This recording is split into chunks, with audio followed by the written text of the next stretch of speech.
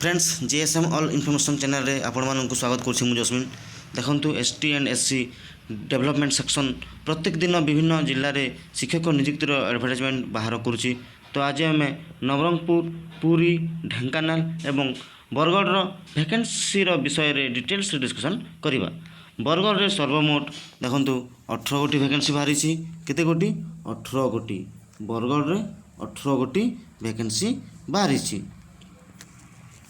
Then देखा आम ढेंकानाल ढेंकानाल केतोटी बाहरी देखा आम देखु ढेंकानाल जिले में सर्वमोट 7 गोटी पदवी अच्छी केते गोटी 7 गोटी ढेंकानाल जिले में सर्वमोट 7 गोटी पदवी बाहर कर।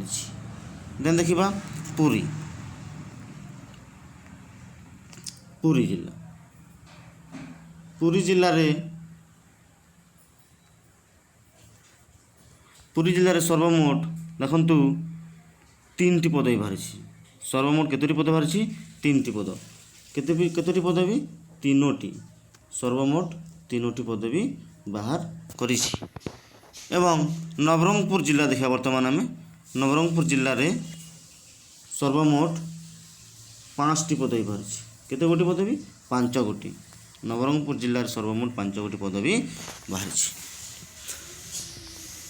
तो फ्रेंड्स आग को आहरी अन्य जिला मानक एसटी एंड एससी डिपार्टमेंट तरफ नियुक्ति आसबार अच्छी। तो आपण मैंने मो चैनल को सब्सक्राइब कर दिंतु एवं पाखरे थिबा बेल आइकन को दबाई दिंतु सर्वप्रथम एमती यही चैनल नोटिफिकेशन पाइबापी एवं डिस्क्रिप्शन रे टेलीग्राम चैनल रो लिंक टी मु दे दूची से जॉइन होई आपण मैंने यही वैकेंसी रो पीडीएफ टी को डाउनलोड कर देखि पारिबे।